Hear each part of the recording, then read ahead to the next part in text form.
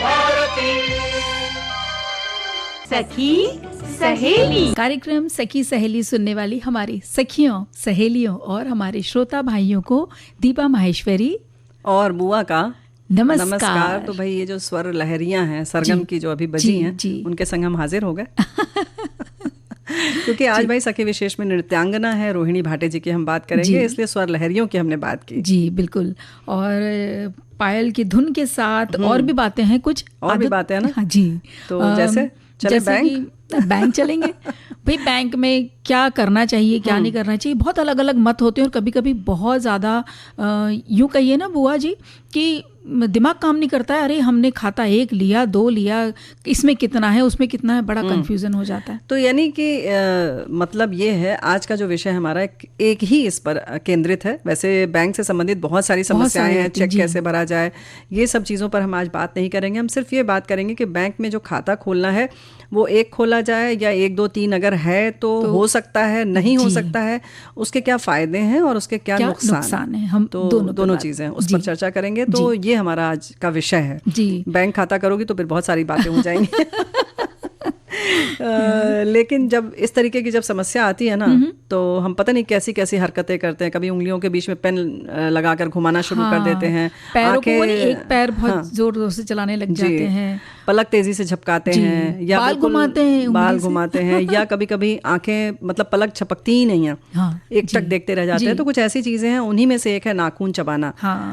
तो कैसे इसकी आदत पड़ती है और कौन कौन इससे प्रभावित है, इस पर हमारे बहुत सारे साथियों ने अपनी बातें साझा की हैं। वो तो हम चर्चा करेंगे ही करेंगे। उसके संग आज व्यंजन का दिन है तो उसका भी हमारे साथी इंतजार कर रहे हैं। जी बिल्कुल। और हम तो सखियों से कहेंगे ना बुआ कि शनिवार रविवार को क्या बनाने वाले हो या पिछले सप्ताह क्या अच्छा सा बनाया, हमें भी रेसिपी लिख के भेजिए। नहीं, हमारे साथियों ने बिल्कुल बीड़ा कस लिया है कि अब वो नहीं बताते हैं, हमें ही बताना है जी। अब आप जब बता देंगी वो बना लेंगी, तब वो बताएंगे, वो लोग बना लेंगे भी भाई, कोई भी हो सकता है। तो आप बनाइए, फिर बताइए कि कैसा बना था और उसके संग संग कुछ नया अगर आपने ट्राई किया तो वो भी बताइए, क्योंकि अभी तक कोई भी भाई व्यंजन आया नहीं है। अभी तक तो नहीं आया संदेशों में, शायद आ जाए वक्त है ना। तो हमारे साथी ने कहा है कि महाराष्ट्र में अभिजात शास्त्रीय संगीत, लोकगीत, नाट्य गीत, संगीत की परंपरा तो थी, पर शास्त्रीय नृत्य का बीज जो है रोहिणी भाटे जी ने बोया, सींचा और वृहद रूप से विकसित किया। तो आज हम ऐसी ही कलाकार की नृत्यांगना की बात लेकर हाजिर हैं। जी,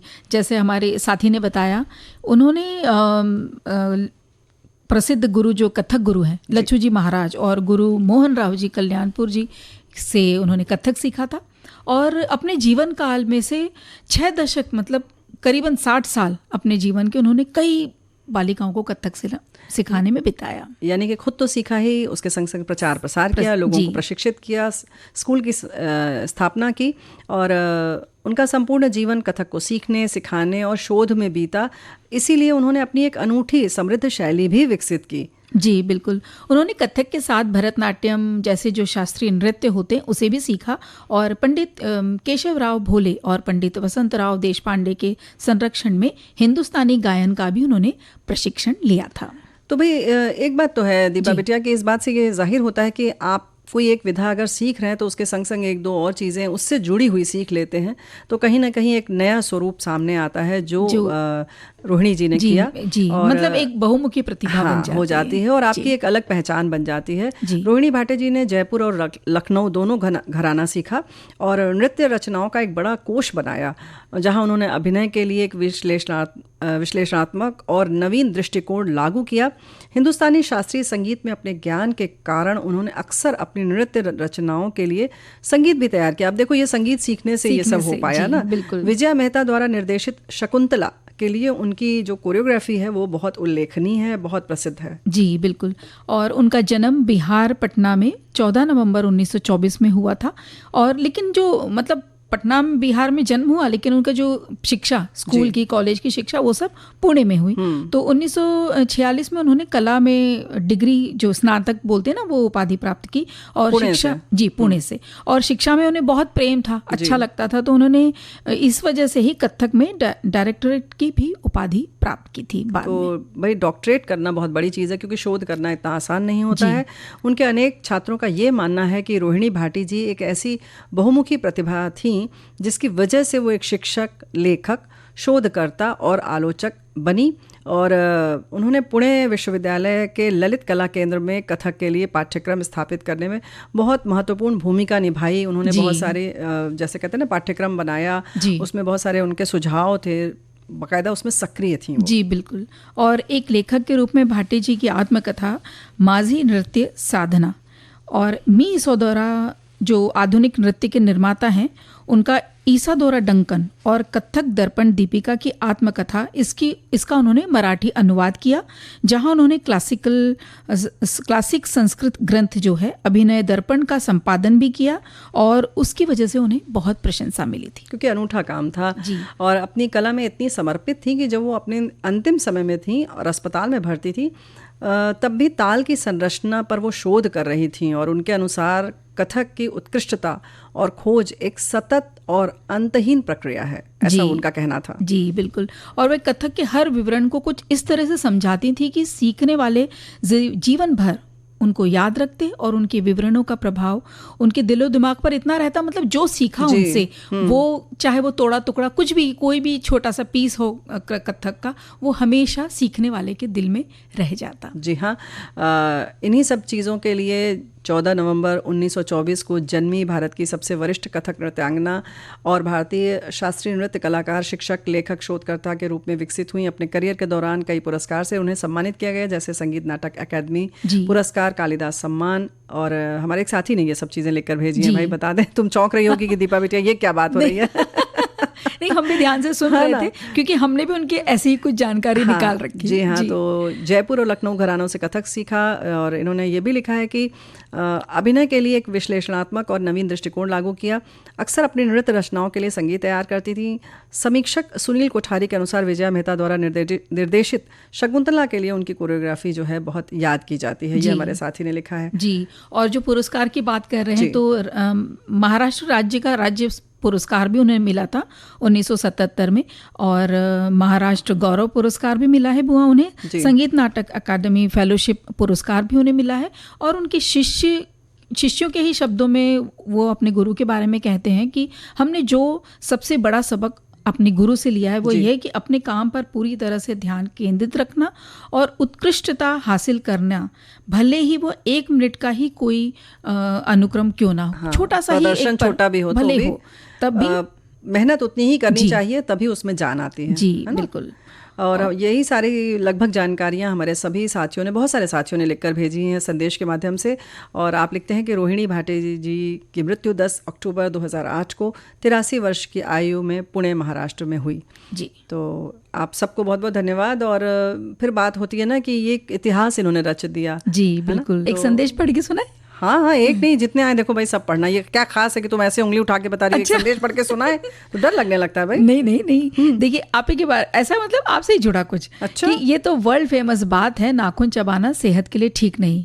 ये तो हम भी कह रहे हैं कि नाखून चबाने से उसमें जो रहा मैल, जिसमें कई कीटाणु भी हो सकते हैं, वो हमारे पेट में जाएंगे, जो हमारे स्वास्थ्य पर असर करेंगे। बेहतर होगा अगर आप इस कुटेव से छुटकारा पा लें। अगर चबाना ही है तो जाकर खुराक खाए, मतलब खाना खाएं या भोजन करें, उसे चबा कर खाइए, जिससे आपकी पाचन क्रिया बेहतर होगी। क्या बात है, बहुत बहुत धन्यवाद भाई, याद दिला दिया, क्योंकि ये तो वर्ल्ड फेमस बात है ना पूरे मोहल्ले में कि बहुत दिनों से हमने ये नहीं कहा है और हमारे साथी शायद कहीं ना कहीं मिस कर रहे हैं। तो भाई ठीक है, हम भी यही कह रहे हैं कि भाई इन सारी चीज़ों को जो हम लोगों की आदतें हैं उनको बरकरार रखना चाहिए, सिर्फ ये नाखून चबाने वाली आदत छोड़कर, है ना। वैसे हमारे साथी ये भी लिख रहे हैं कि ये काफ़ी कॉमन है और आमतौर पर बच्चों और एडल्ट में काफ़ी ज़्यादा देखी जाती है। कई बार लोग नर्वस होने पर या बोरियत महसूस होने पर नाखून चबाने लगते हैं। नाखून चबाने की आदत आपकी सेहत के लिए नुकसानदायक हो सकती है और इससे दांतों को भी काफ़ी नुकसान पहुंचता है। तो ये बात तो है कि दांतों को जो नुकसान पहुंचता है वो बहुत बड़ी समस्या है, क्योंकि धीरे धीरे चबाते चबाते हम नाखून से जो दांतों के बीच में कुछ मतलब वो कहते हैं ना, खुदाई का काम भी शुरू कर देते जी, है ना। जो फंसा होता है वो निकालने लग जाते हैं। लेकिन उससे पहले जो चबाने की बात है, ये बिल्कुल सही बात है कि आप अगर नर्वस हो रहे हैं तो पहले कारण देखिए कि आप क्यों चबा रहे हैं। हाँ, है ना? बिल्कुल। और ये कारण भी देखिए और साथ में ये कि इसको बीमारी ना समझें। लोग समझने लगते हैं बीमारी, हाँ नहीं बोल देते हैं बच्चों के लिए, छोटे बच्चों के लिए, अरे इसे तो बीमारी पड़ गई है, बस जब देखो तब नाखून घुसाए रहता है मुंह में और चबा चबा करके देखिए ये नाखून ही नहीं बढ़ रहा है। ऐसी माएँ अक्सर कहती हैं शिकायतें। देखो जैसे तुमने कहा ना कि आमतौर पर हम इसको बीमारी मान लेते हैं, लेकिन जो हम अभिभावक हैं खास तौर से उनके में भी बीमारी हो जाती है कि उसको भी हर वक्त टोकते रहते हैं, उसका समाधान नहीं ढूंढते हैं। ऐसे कहते हैं हाँ खा जाओ तुम्हें खाना तो मिलता नहीं है ना, है ना, देखो चबाया जा रहा है। ऐसे बोलने से क्या फायदा, ये तो सोचिए, ये भी एक तरीके की बीमारी है। हम भी सोचते हैं कि बच्चा कुछ करे और हम बस टोकते रहें, बिल्कुल, तो ये हम लोगों को बीमारी नहीं है। तो आज यही कुछ सब चीजें मिला जुला करके समाधान ढूंढने की कोशिश करेंगे बुआ, कि बच्चे की भी छूटे और हम भी इतना अपने बच्चों को ताना ना मारें। किस तरह से बोलें ये बहुत जरूरी है। ताने के तौर पर बोलने का मतलब कि आपको भी बड़ा मजा आ रहा है उसको कुछ कुछ बोलने में, इस तरीके से व्यंग्य बोलने में, और छुड़ाने की जो बात होती है उसका तरीका बिल्कुल अलग होता है। ऐसे नहीं छूटती आदतें। सबसे पहले जो हमने कहा ना कि पहले तो कारण समझें। एक तो जैसे जो बात हो रही है कि नर्वसनेस है या कभी बोरियत महसूस होती है या कभी ऐसा लगता है खाली है या सच में वो कहीं ना कहीं अपना आत्मविश्वास तो नहीं खो रहा है, तो पहले उसको समझें कि कहाँ पर उसमें ये कमी आ रही है।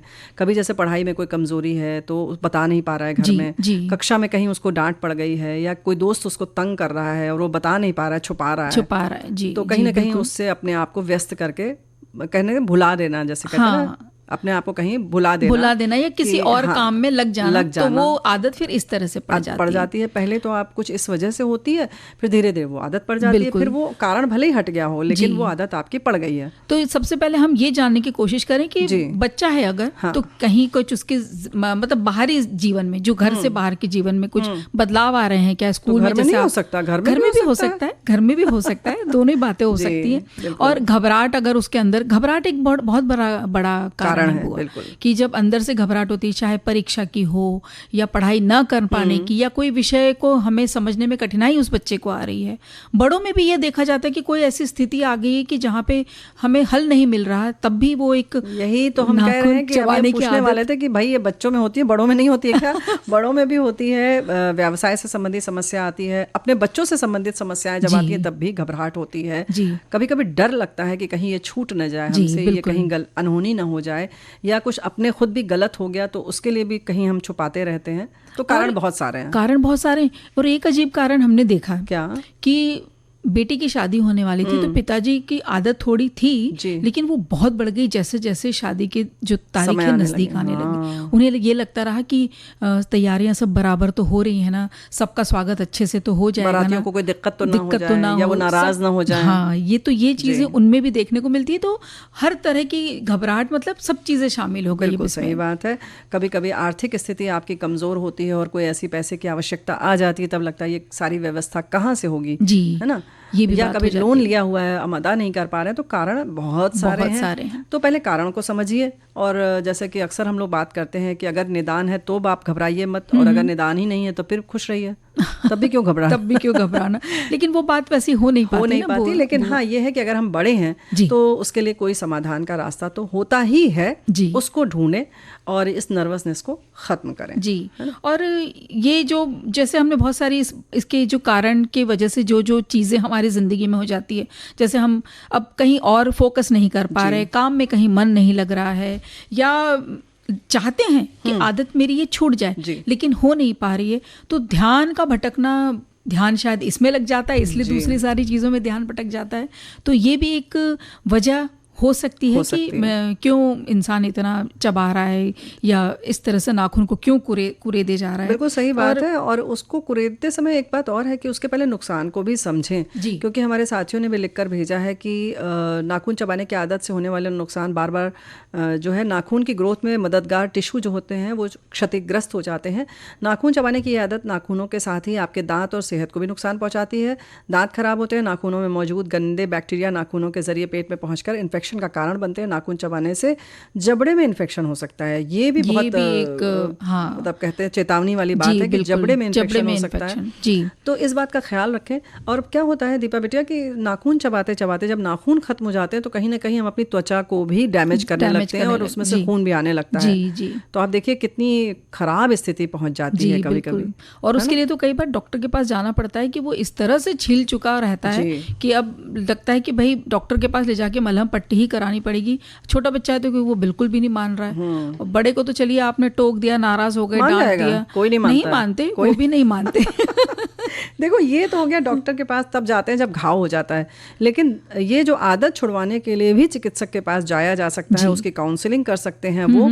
और आजकल व्यस्त करवाने के लिए उसके और भी बहुत सारे उपाय हैं, जैसे हाथ में बॉल लेना, उससे आप कुछ व्यायाम करिए। ये सारी चीज़ें उनको व्यस्त रखने के लिए भी और भी बहुत सारे तरीके हैं, वो चिकित्सक बताते हैं, और उसके लिए भी जाया जा सकता है, सिर्फ घाव हो जाए तब के लिए नहीं जी, है ना। ये हम उस पे सुझाव पे तो आ ही रहे हैं। एक और संदेश है बुआ, ये भी पढ़ देते हैं। उन्होंने ये कहा है कि ट्रिगर को पहचाने, कि शारीरिक ट्रिगर भी हो सकते हैं, जैसे कि हैंगलेन की उपस्थिति, बोरियत, तनाव, चिंता, और नाखून को काटने के कारणों का पता लगाकर आप यह पता लगा सकते हैं कि इन स्थितियों से कैसे बचा जाए, रोकने की योजना विकसित की जाए। और जैसे कि अगर वे बोरियत, तनाव और चिंता के कारण ऐसा करते हैं तो आप उन्हें किसी काम में लगा दें, उनसे खुलकर बात करें और उनकी एंजाइटी को दूर करने की कोशिश करें। तो यही बात हम लोग और हमारे साथ ये भी लिख रहे हैं कि कई लोगों की ऐसी आदत होती है कि उनको बोलो कि नाखून मत चबाओ तो थोड़ी देर के लिए वो नहीं चबाते, फिर भूल जाते हैं और नाखून चबाने लगते हैं, क्योंकि पूरा शरीर भी कई लोग गहरी सोच में होते हैं तब नाखून चबाते हैं, कुछ लोगों को कुछ सूझता नहीं, दिमाग काम नहीं करता तब भी ऐसा करते हैं। तो बात तो फिर वही है ना कि कहीं ना कहीं मन में कुछ स्थिति ऐसी है, और शरीर भी हमारा एक तरीके का कंप्यूटर ही है, हमने उसमें फीड कर दिया कि नाखून चबाना है तो वो चबाने लगता है, चबाएगा ही। बस आप मना करते हैं उतनी देर तो रोकता है अपने आप को, लेकिन फिर धीरे धीरे हाथ जो है वो मुंह में चला जाता है। बिल्कुल। तो भाई कुल मिलाकर हमारे साथी बार बार यही कह रहे हैं, आत्मविश्वास कम होता है तब हम अपने आप को नुकसान पहुंचाते हैं, नाखून चबाते हैं। साथ ही लिख रहे हैं अधिकांश ये आदत बचपन में पड़ती है, जब बच्चे डरे होते हैं तब मार के डर से नाखून चबाने लगते हैं। ऐसे बच्चों पर ध्यान देना चाहिए और उनका आत्मविश्वास बढ़ाना चाहिए, जिससे उनकी आदत धीरे धीरे छूटने लगेगी। ज़्यादा नाखून चबाना बीमारियां होती हैं, डॉक्टर के परामर्श जरूर लेना चाहिए। ये बात सही है, लेकिन भाई जो मारने वाली बात है तो हमें अपनी आदत छोड़नी होगी ना, मारना नहीं होगा, उन्हें अधिक से अधिक प्यार दीजिए। हाँ, बिल्कुल, अधिक से अधिक प्यार दें। और बहुत बच्चा जिद्दी अगर कर रहा है ना बुआ, तो कुछ कड़वी चीज लगा दें उस हाथ पे, ऐसा। हाँ, और फिर तुम्ही को संभालना पड़ेगा। हाँ भाई, अब देखिए एक जगह का फायदा अगर लेना है तो एक जगह की परेशानी तो उठानी पड़ेगी। हर जगह तो हमें सुविधा और सुलभता से कभी कभी मतलब कहते हैं ना कि भय बिन होए न प्रीति आई, ये कह सकते हैं, तो थोड़ा सा तो डराना पड़ेगा। हमारे साथ ये भी लिख रहे हैं कि पुराने जमाने में कहा जाता था कि जिन बच्चों के पेट में कीड़े होते हैं वो नाखून चबाते हैं। पता नहीं ये कहावत कितनी सच्ची है, लेकिन बच्चे कि अधिकतर नाखून चबाते देखे गए हैं, पर कभी कभी बड़ों में भी ये देखा गया है। हाँ, एक बड़ा मजे का ये आया है संदेश कि हमारे एक पूर्व भारत के क्रिकेट के कप्तान, वे विपक्षी टीम का विकेट जब नहीं गिरता था तो विकेट के पीछे विकेट कीपिंग के दौरान नाखून चबाकर कुछ सोचते रहते थे कि किस प्लेयर से बॉलिंग करवाई जाए और बैटिंग करने वाले की कमजोरियां क्या हैं। कभी कभी आदमी एकांत में माथे पर बल देकर उंगली चबाकर अपने दिमाग को चारों तरफ दौड़ाते रहता है, लेकिन कभी कभी अपने अभिभावकों को देखकर भी छोटे बच्चे इस आदत के शिकार हो जाते हैं। बाद में इस आदत को छुड़ाने में फिर दिक्कत होती है। बिल्कुल, यही तो हम कह रहे हैं कि भाई ये सारी चीज़ें बिल्कुल सही हैं। हमारे साथी ने भी सब कुछ यही सब लिखा है। जी बिल्कुल, तो बात तो सही है, लेकिन भाई हमने कहा ना कि कारण अगर हटा दिया जाए तो हमें लगता है इलाज अपने आप हो जाएगा। अच्छा, खास तौर पे अगर लड़कियों की और महिलाओं की अगर छुड़ानी हो, हाँ, अभी एक तो मजे की बात बताते हैं कि मेरी सहेली ने ये किया था कि उसने मैनिक्योर करवाने लगी हाथ में और नेल आर्ट करवा लिया बड़ा सुंदर सा। हाँ। अब उसके नाखून इतने सुंदर हो गए कि वो खुद ही नहीं चबाती थी। तो भाई देखो, नेल आर्ट तो ना करवाएं, लेकिन हमारे जो भाई बंधु हैं, भाई लोग भी हैं, वो लोग भी मैनिक्योर करवा सकते हैं। और बहुत सारे लोग तो पैर का भी अपने हाथ से निकालते रहते हैं, तो पेडिक्योर भी करवा लीजिए, यानी पैर भी साफ कर लीजिए, खूब अच्छे से क्रीम वगैरह लगा लीजिए और खूब अच्छे से मसाज कर लीजिए, तो आपको लगेगा अरे वाह, हम सिर्फ अपने हाथ को सहलाते रहे, इसको मुंह तक न ले जाएं। और छोटे बच्चों को दस्ताने भी पहना सकते हैं, छोटे हैं अगर, जो खोल नहीं सकते, है ना, तो बड़े लोग भी पहन लेना। देखो खुद भी तो इलाज करना चाहता है ना इंसान, चाहिए कि भाई हाँ मुझे बदलना है अपने आप को। तो आप अगर नहीं रोक पा रहे हैं अपने आप को, तो ये सब उपाय आप भी कर सकते हैं। ये सारे उपाय सबके लिए लागू हैं। जी बिल्कुल। तो ये सारी चीज़ें करिए। और खाते कितने खोलेंगे ये हम बाद में बताएंगे, और वक्त इतना नहीं है एक गीत हम सुना सके। हाँ, तो लेकिन हम चलो बचत खाते की बात करते हैं। हमारे साथी ने बहुत सारे खातों की बात के बारे में लिखा है कि कई तरीके के जो खाते होते हैं, बचत खाता, आवर्ती खाता, इन सब के बारे में बताया कि कितने तरह के खाते होते हैं। लेकिन जैसा कि हम लोग बात कर रहे हैं ना दीपा बिटिया, कि हम लोग ये बताना चाह रहे हैं कि एक से ज़्यादा खाते हम अपने देश में खोल सकते हैं कि नहीं खोल सकते हैं। तो इसकी आज़ादी तो हमें है कि हम खोल लें। तो अगर तय वित्तीय लक्ष्य को आप हासिल करना चाहते हैं तो, और मतलब एक कहते हैं ना कि पूरी व्यवस्था सही करना चाहते हैं अपने पैसे की, तो इस वजह से भी कुछ लोग कई खाते खोल लेते हैं। और देखिए बैंक तो है ही आपके सुविधाओं को देने के लिए, तो खाते हमें अपने धन को सुरक्षित रखने के लिए और आवश्यकता पड़ने पर इसका उपयोग करने में सक्षम बनाता है। अब हर एक को अच्छी तरीके से, लेकिन ये जानकारी जुटाना बुआ बहुत ज़रूरी है कि बैंक की तुलना कर ले। अगर आप एक से ज़्यादा खोलना चाहते हैं तो अलग अलग बैंक में अगर खोलना चाहते हैं तो कौन सा बैंक अच्छा है, और मुझे अगर 2 या 3 की ज़रूरत है, मुझे ऐसा लग रहा है कि हाँ मुझे एक से ज़्यादा बैंकों में खोलना पड़ेगा, तो पहले ये कंपैरिजन क्यों पड़ती है, इसके बारे में भी हम आएंगे।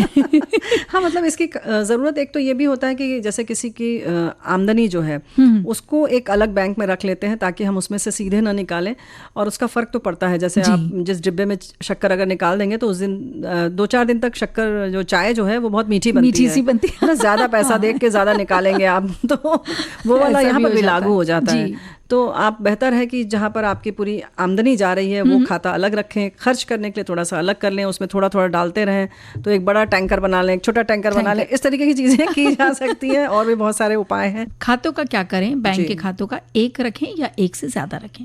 हमारी साथी लिख रही हैं कि कई सारे बचत बैंक खाते होने का बड़ा नुकसान ये है कि हम उन्हें मेंटेन नहीं रख पाते। बचत खाते में न्यूनतम बैलेंस बनाए रखना ज़रूरी होता है। जब हम खाते में न्यूनतम बैलेंस बनाकर नहीं रखते और ना ही उस खाते से कोई लेन देन करते हैं तो वो निष्क्रिय हो जाता है। ऐसा ज़्यादातर वेतनभोगी लोगों के साथ होता है। वे जब भी कोई नई कंपनी ज्वाइन करते हैं तो वहाँ नया अकाउंट खुलता है और पुराना खाता लेन देन नहीं होने के कारण अकाउंट निष्क्रिय हो जाता है।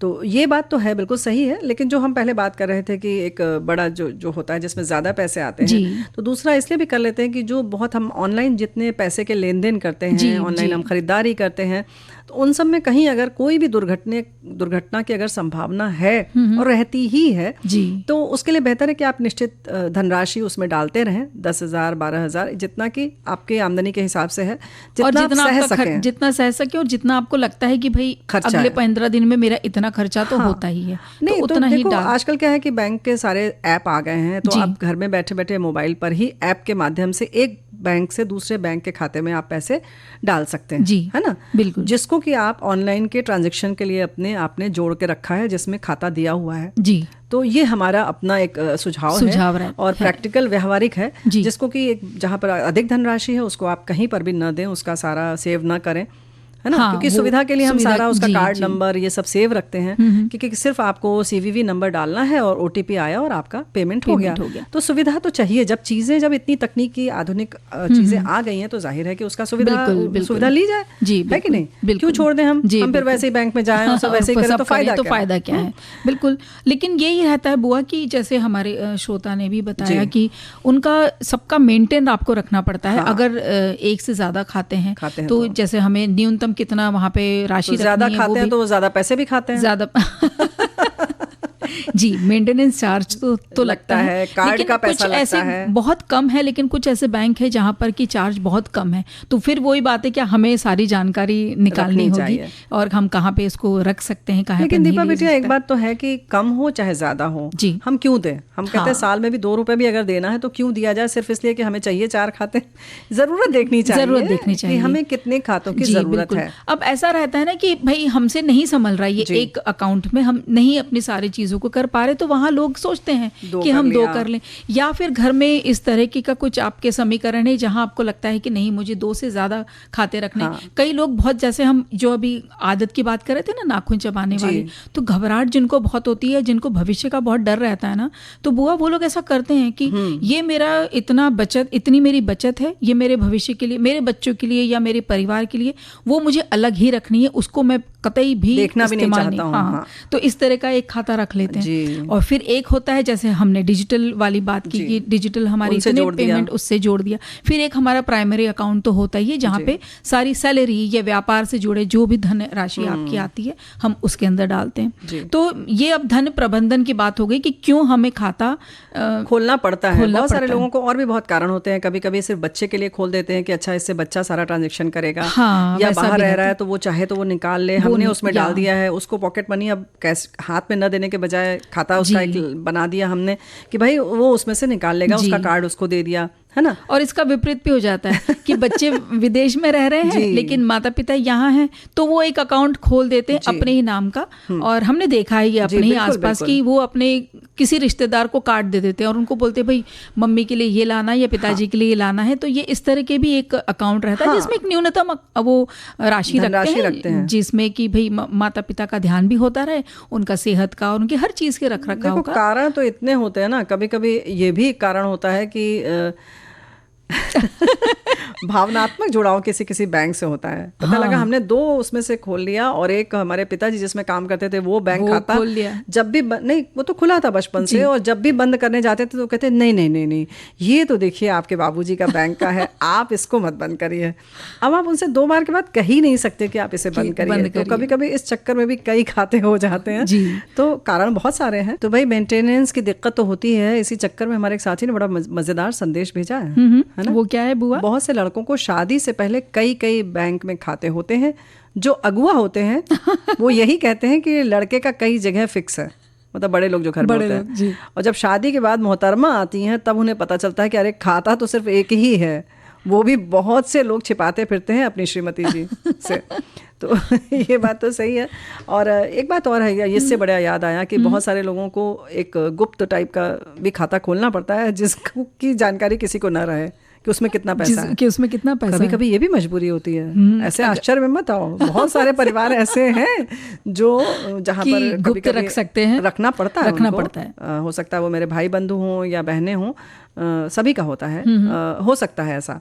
तो ये वही है ना कि बात में आपके घर में समीकरण कैसा है, स्थिति कैसी है, आर्थिक स्थिति कैसी है, इन सब पे निर्भर करता है ना। और जैसे हमारे साथी ने पहले ही लिखा कि जब नई कंपनी में जाते हैं या नए शहर में गए तो वो उस हम लोग के भी कार्यालय में जैसे बहुत सारे नए शहर में जब जाते हैं तो वहाँ पर उस कार्यालय का जिस बैंक से रहता है वहीं पर सैलरी जाती है, तो वो 2 बैंक बता देते हैं कि इसमें आपको खोलना है। तो इस चक्कर में कई खाते हो जाते हैं। जी बिल्कुल। तो धीरे धीरे इसी तरह से जैसे बच्चे अगर एजुकेशन का लोन लेते हैं तो एक खाता वो जहाँ से लोन ले रहे हैं वो खोलना पड़ता है। फिर वो जब पढ़ाई कर लेते हैं पूरी तो फिर एक खाता जहाँ पे उनको नौकरी लगी है ये तो वहाँ से उन्हें और अदा करने के लिए भी उन्हें एक अकाउंट खोलना पड़ता है। तो इस तरह से हो ही जाते हैं, कारण बहुत सारे हो जाते हैं, क्योंकि जैसे हमने भी बताया वो भी है। उसके संग संग खैर हमारे एक साथी ने लिखा है कि अच्छा एक बात और है कि उसके बाद जब आप बंद करना चाहते हैं तो कोई भी बैंक जो है वो तैयार नहीं होता। ये बहुत बड़ी दिक्कत की बात है। और हमारे साथी ये भी लिख रहे हैं कि कई सारे बैंक खाते होने का बड़ा नुकसान ये है कि हम मेंटेन नहीं रख पाते। खैर वही वाली बात है, इन्होंने हम लोग पढ़ चुके हैं इसको। और ये भी लिख रहे हैं कि बैंक या अन्य वित्तीय संस्थाएं अपने ग्राहकों के लेन देन का विस्तृत विवरण रखती हैं और जिसे बैंक खाता कहते हैं। बैंक खाते कई प्रकार के हो सकते हैं, बचत, क्रेडिट, चालू प्रमुख हैं। समय की आवश्यकता के अनुसार बैंक नए प्रकार के खाते भी प्रस्तुत कर सकते हैं। नियम शर्तें पहले से मौजूद खातों से कुछ अलग हैं। खातों में विवरण होता है, कब कितना लेन देन किया, कितना ब्याज आदि लगा, अर्थात किसी भी दिन इस खाते की क्या स्थिति है का पता चल जाता है। जी ये सारी चीज़ें तो हैं, लेकिन वही है कि आप उस पर कितना ध्यान रख पाते हैं। जी है ना। और बुआ जी एक ये संदेश आया है कि ये शायद हमारे जो श्रोता हैं वो सेवानिवृत्त कर्मचारी हैं बैंक के ही, तो ये कह रहे हैं कि फैमिली प्लानिंग की तर्ज पर हम 1 या 2 बैंक खाते की सलाह हम देना चाहेंगे। 1 से ज़्यादा बैंक खाते होने से आपको नियमित निर्धारित बैलेंस रखने के साथ KYC अपडेट करवाने की जिम्मेदारी बढ़ जाएगी। ये तो है, लेकिन वो कह रहे हैं मेरी ये सलाह है कि आप 1 या 2 बैंक खाते रखने से मतलब आपको फायदेमंद है। आपके ये बैंक से नहीं सेवानिवृत्त है, इन्होंने लिखा अगर आप मेरे जैसे सेवानिवृत्त कर्मचारी हैं तो कोई भी कहीं से भी अगर सेवानिवृत्त है तो जाहिर है कि एक बात और है कि सेवानिवृत्ति के बाद धीरे धीरे अपनी चीज़ों को समेटना भी चाहिए। अगर आप 4 बंगले हैं जैसे आपके तो 1-2 कर लीजिए, 1-2 किसी को दे दीजिए। ये तो अलग ही बात हो जाएगी, एक अलग नहीं देखो बैंक के खाते तो नहीं दे सकते, पैसे निकाल के दे दीजिए, बैंक को वापस कर दीजिए जी। लेकिन सही बात है कि जो मेंटेन करना है वो बहुत बड़ी सरदर्दी हो जाती है। तो इस बात का ख्याल रखें। बिल्कुल। और जो आपने बात करी थी ना कि भाई कई बार ये हो जाता है कि वो हमको अपना खाता बंद ही नहीं करने देते, और जो अगर करना है तो उसमें कैसी कैसी बातें होती हैं। जैसे एक डेबिट कार्ड में निकासी की एक निर्धारित सीमा होती है, इसलिए आप किसी आपातकालीन स्थिति के दौरान बड़ी राशि नहीं निकाल पाएंगे आप एक ही जगह से। अगर एक ही अकाउंट एक दिन में भी ATM से नहीं निकाल पाते, उसकी भी निश्चित धनराशि है, इसलिए भी कुछ लोग ज्यादा रखते हैं। तो अलग अलग खातों से डेबिट कार्ड आपके लिए उपलब्ध हो सकते हैं, जिनसे आप अपनी जैसी भी परिस्थिति है उसका उपयोग कर सकते हैं। भाई अगर मान लीजिए कि एक अकाउंट में से थोड़ा ही राशि थोड़ी निकल सकती है और ज़रूरत आ गई तो फिर क्या किया जाए। तो ऐसे में ठीक है, हमारे दोस्त रिश्तेदार सब हमारी मदद करते हैं, लेकिन एक खाते में से निकालना तुरंत वो मुश्किल हो जाता है जी। लेकिन एक बात और है कि जैसे कई खाते खुलने का एक भी ये भी कारण होता है कि अक्सर कुछ बैंक नई स्कीम निकालते हैं, फिर आपको लगता है कि ये बेहतर है। स्कीम के संग संग एक बात और होती है कि किसी की जो सर्विस है, जो सेवाएं वो दे रहे हैं, वो बहुत अच्छी होती है। बहुत सारे ऐसे बैंक हैं जहाँ से आपको संदेश नहीं मिलता है, SMS नहीं मिलता है, तो आपको लगता है कि हम बहुत अंधेरे में बैठे हुए हैं, हमें पता ही नहीं चल रहा है कि हमने जो पैसा किसी को दिया तो कटा कि नहीं कटा, हमारे बैंक से निकला नहीं निकला, या वापस आया नहीं आया। तो बहुत स्पष्ट संदेश बहुत सारे बैंक से नहीं मिलता है, तो इसलिए भी हम दूसरे बैंक की तरफ रुख करते हैं। लेकिन हमारे साथी ने जैसे कहा KYC वगैरह आपको अपडेट करते रहना होता है। तो इन सारी चीज़ों को देखते हुए आप कितना कर सकते हैं, आप कितने सक्षम हैं, उस पर निर्भर करता है। और वैसे भी जैसे कहते हैं ना, कपड़े बहुत कम रखे तो आराम रहेगा, वैसे तो बैंक अकाउंट तो बहुत ही कम रखे तो आराम रहेगा और पैसे और कम हो तो और अच्छा है। और अच्छा है। हाँ, और क्या। लेकिन अब सब कहते हैं कि जरूरत बहुत है भाई, सब कहते हैं, दीपा बिटिया नहीं कहती है। भाई एक बात और है जी, जब रसोई घर में जाना होता है, खासतौर से जब कोई आने वाला होता है, तब भी हम लोग घबराहट में नाखून चबाने लगते हैं कि अब क्या बनाया जाए, और बहुत सारे लोग एक संग आ रहे हैं तो क्या किया जाए। तो भाई नाखून ना चबाएं, वो सब छोड़ें। फिलहाल तो अभी कुछ रेसिपी के बारे में फटाफट सोचें, और कुछ ना कुछ तो बना ही लेती है हमारी, बना ही लेंगे। हमारे साथी ने लिखकर भी भेजा, लेकिन हमारे साथी ने ये भी कहा है कि हमारी आदत थी बुआ जी पहले नाखून चबाने की, लेकिन बहुत मुश्किल से छोड़ा उसको। लेकिन अभी भी जब क्रिकेट मैच देखने बैठता हूँ तो कभी कभी इतनी रोमांचक स्थिति होती है कि नाखून बहुत तेजी से चबाने लगता हूँ। भाई उस समय कुछ खाने की चीज रख लिया करिए ना, कॉर्नफ्लोर वगैरह, अरे ये पॉपकॉर्न वगैरह जैसे चीजें, या सौंफ मुंह में रख लीजिए, मूंगफली चाट वगैरह सब बड़ी मजेदार लगती है। या सौंफ नहीं तो मुंह में रख लीजिए, कुछ ऐसा करिए। अरे लेकिन खैर कभी कभी कर लिया तो कोई बात नहीं है। भारत के अगर मैच की बात है तो चलता है फिर तो बुआ जी ने थोड़ी सी छूट दे दी है। हाँ भाई देखो, ऐसा है ना कि इन्होंने, देखो अगर इनकी इतनी अच्छी आदत है कि इन्होंने छुड़ा ली, मतलब इतनी इनकी कहना चाहिए ना कि विल पावर इतना सशक्त है जी, कि इन्होंने अपनी अगर किसी भी आदत में अगर परिवर्तन कर लिया तो बहुत बड़ी बात है, कभी भी छोड़ लेंगे। जी बिल्कुल।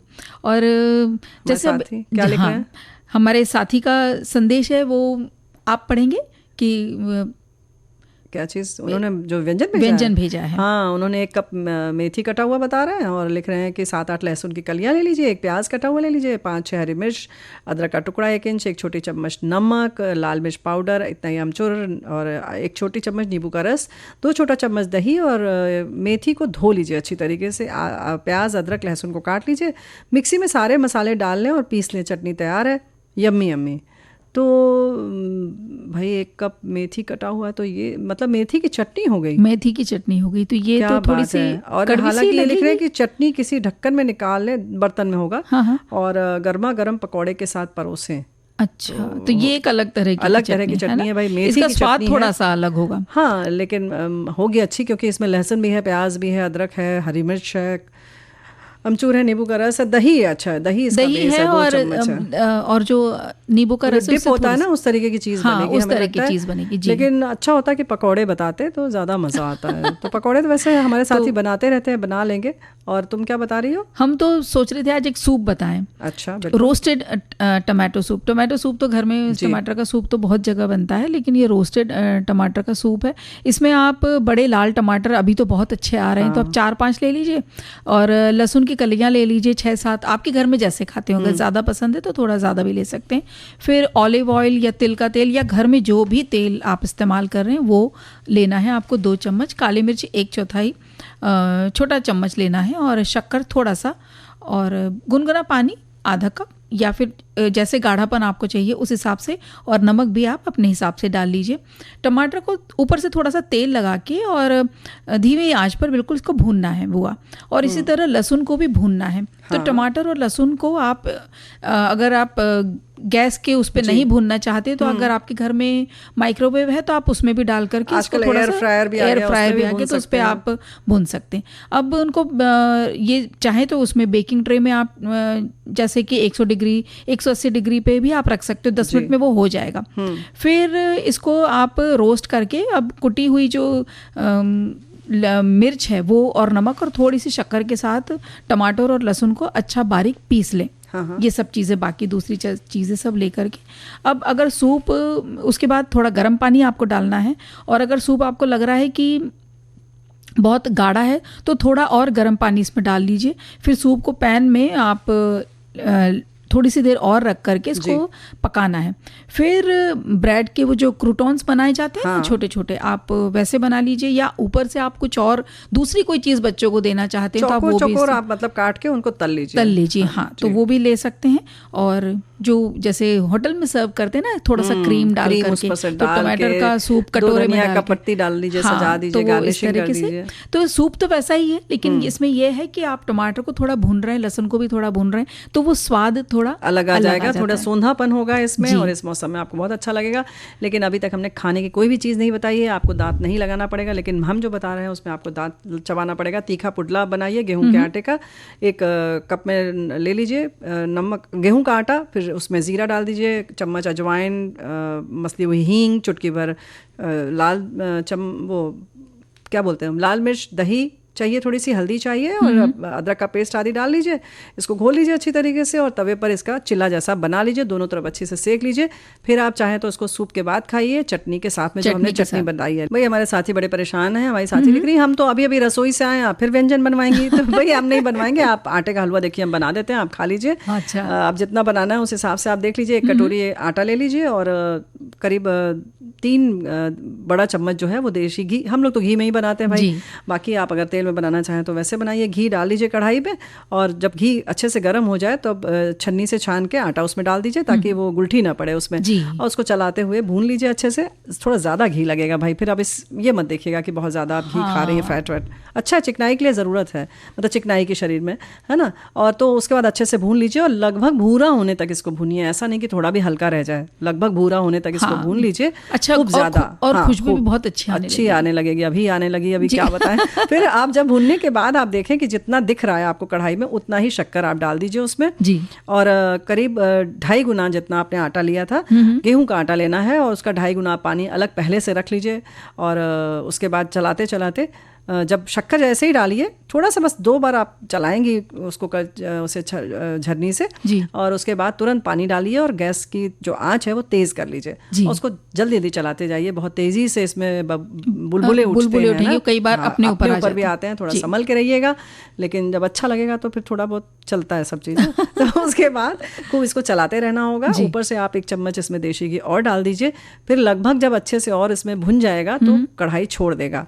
अब आपकी मर्जी है कि उसमें थोड़ा सा ठंडा होने तक आप उसमें पिसी हुई छोटी इलायची डाल लीजिए, मेवे से इसको सजा दीजिए, और गर्मा गर्म खाइए। बिल्कुल। तो ये तो पूरा जैसे हमारा तो फेवरेट है। पूरी एक समझिए कि शाम का खाना पूरा तैयार है ना, क्योंकि आज शुक्रवार है, तो कल अगर बच्चों की छुट्टी तो आज बहुत मजा आएगा। तो यही बनाएंगे आज। बिल्कुल बनाएंगे, लेकिन आज विदा लेंगे तब ना। तो आज तो बुआ देखिए समय भी कह रहा है कि भाई जाओ घर में और जल्दी जल्दी कुछ अच्छा बनाइए। तो कहते हैं विदा, दीपा माहेश्वरी और बुआ का स्वीकार कीजिए। नमस्कार।